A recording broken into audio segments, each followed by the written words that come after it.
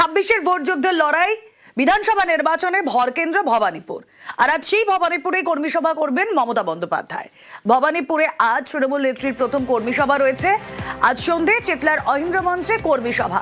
কথা বলবো, আবির ঘোষাল রয়েছেন সঙ্গে। আবির, প্রচার শুরু করবেন মমতা বন্দ্যোপাধ্যায় উত্তরবঙ্গ দিয়ে, কিন্তু আজ এই কর্মী সভায় ফোকাল পয়েন্ট কি কি? প্রথমত হচ্ছে যে ভোট ঘোষণা হওয়ার পর প্রথম রবিবাসরীয় প্রচার, এবং প্রথম রবিবাসরীয় প্রচারে তিনি তার ভবানীপুরের দলের যারা নেতা কর্মীরা রয়েছেন তাদেরকে তিনি চাঙ্গা করতে চাইছেন। ইতিমধ্যে বিএলও 2 যারা ছিলেন তাদেরকে নিয়ে তিনি একাধিকবার বৈঠক করে ফেলেছেন। প্রায় প্রত্যেক দিনই কাউন্সিলররা তারা নিজেদের মধ্যে বৈঠক করছে। সুব্রত বক্সী, ফিরহাদ হাকিম বিশেষ দায়িত্বে রয়েছেন, তারা বৈঠক করছেন। তো যিনি এই কেন্দ্র থেকে লড়াই করবেন তিনি গোটা রাজ্যের ক্ষেত্রেই তিনি তার প্রচার শুরু করতে চলেছেন। তার নিজস্ব কিছু কৌশল রয়েছে তার নিজের বিধানসভা কেন্দ্রকে ঘিরে, সেটিকে তিনি বুঝিয়ে দেওয়ার চেষ্টা করবেন। এবং সেই কারণেই হচ্ছে দলের যারা কাউন্সিলররা রয়েছেন ভবানীপুর বিধানসভার মধ্যে, যারা বুথের কর্মীরা রয়েছেন তাদেরকে ডেকে পাঠানো হয়েছে এবং তাদেরকে নিয়ে তিনি কর্মী সভাটা করবেন। মূলত মনে করা হচ্ছে যে কিছু কাজ তিনি বুঝিয়ে দেবেন এবং প্রচার করার ক্ষেত্রে কোথাও ঔদ্ধত্য নয়, নম্রভাবে যেন প্রত্যেকে প্রচার করেন এবং বাড়ি বাড়ি প্রচার করতে গিয়ে ঘরের মেয়ে মমতা এই বিষয়টাকে যেন তারা বারবার ধরে তুলে দেন, এই ধরনেরই কোনো বার্তা আজকের এই কর্মী সভা থেকে মমতা বন্দ্যোপাধ্যায় রাখতে পারেন। আচ্ছা,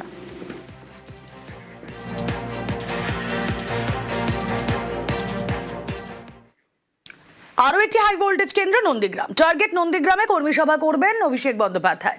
25শে মার্চ নন্দীগ্রামে কর্মী সভা অভিষেকের। নন্দীগ্রামে তৃণমূল প্রার্থী পবিত্র কর। একের পর এক কর্মী সভা রয়েছে, তবে হ্যাঁ, টার্গেট নন্দীগ্রাম। সেই নন্দীগ্রামে 25শে মার্চ কর্মী সভা অভিষেকের। নন্দীগ্রামে তৃণমূল প্রার্থী পবিত্র কর।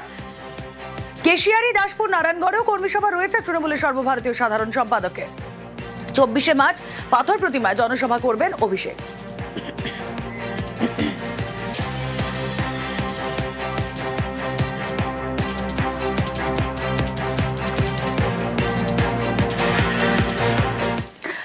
নন্দীগ্রামে তৃণমূলের প্রার্থীকে খোঁচা শুভেন্দু অধিকারী। নন্দীগ্রামে এবার শুভেন্দু ভার্সেস তৃণমূলের পবিত্র কর।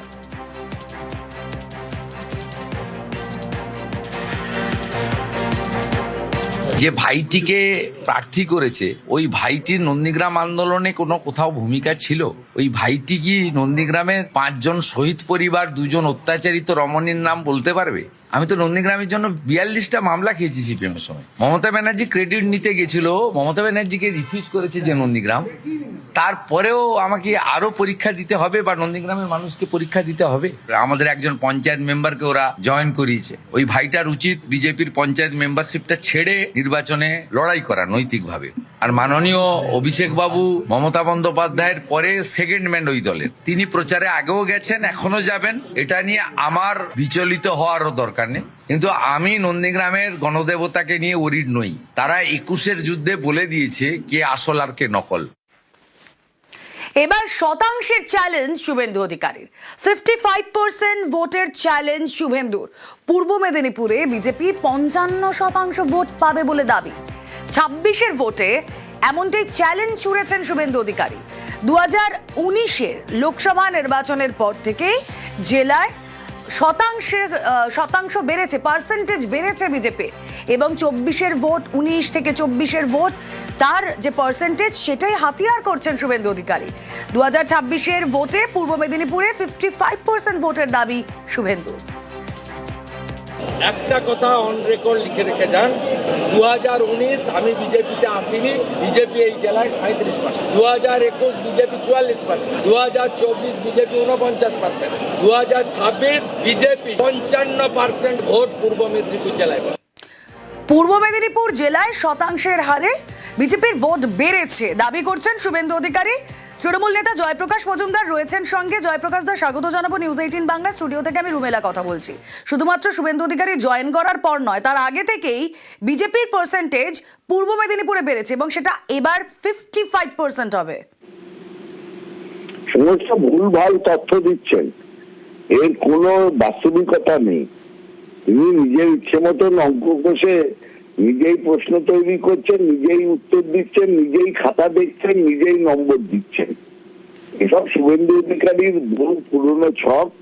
সবথেকে বড় কথা, এই যে গত পঞ্চায়েত ইলেকশনে কি হয়েছে সেটা তো বললেন না। সেখানে বিজেপি তো মুক্তপুরে পড়েছে, পূর্ব মেদিনীপুরে মানুষের ভোট এইসব। আর তারপরে তো লোকসভার ভোটে তো কিছুতেই হতে পারে না 55% ভোট, সেখানে 40-42% ছিল। আর পার্সেন্ট দিয়ে কি হবে, সামনের দিনে কি হবে সেইটা বলুন।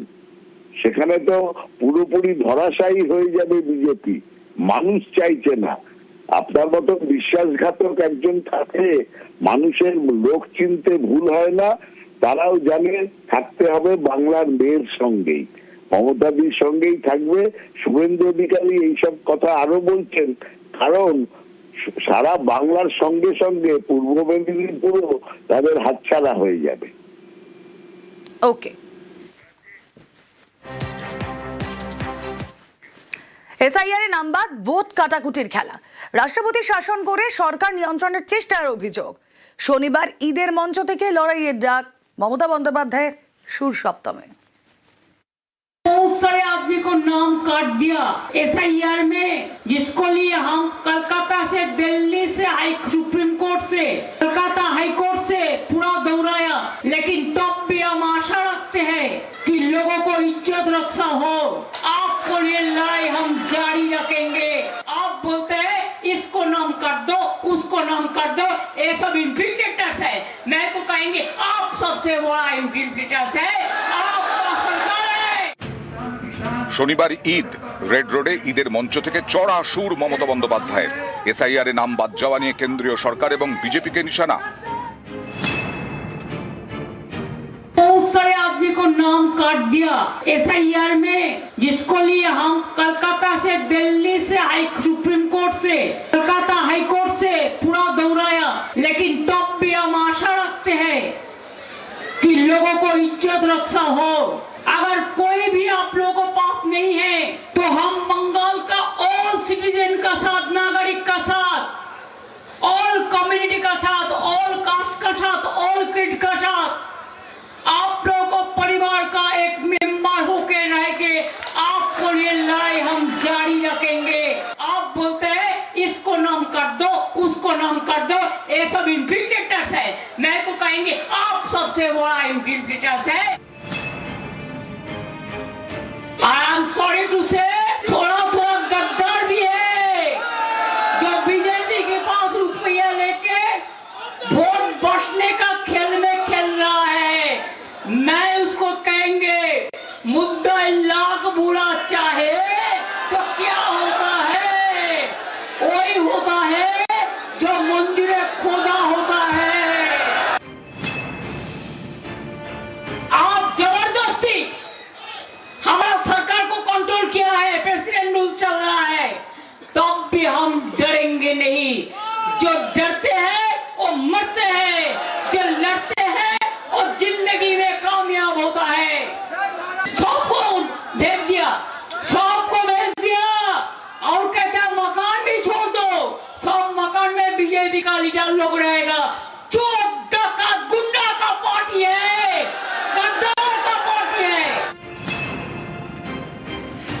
आपको दुआ दे, आपका शुभकामना दे, आपका परिवार अच्छा से रहे, हिंदुस्तान अच्छा से रहे, बंगाल अच्छा से रहे, और जो बंगाल को टारगेट करे वो जहान्नाम में जाए।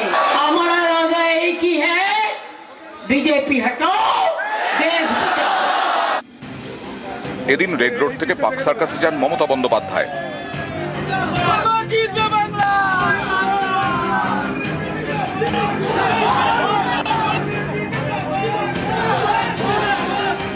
পাক সার্কাসের লাল মসজিদ এলাকায় জনসংযোগ করেন।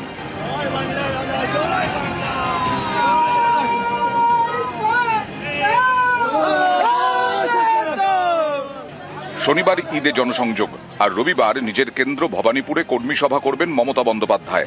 আগামী সপ্তাহে উত্তরবঙ্গে ভোট প্রচারে নামবেন তৃণমূল নেত্রী। তার আগে রবিবার কর্মীদের নিয়ে বৈঠক করবেন। নিউজ 18 বাংলা।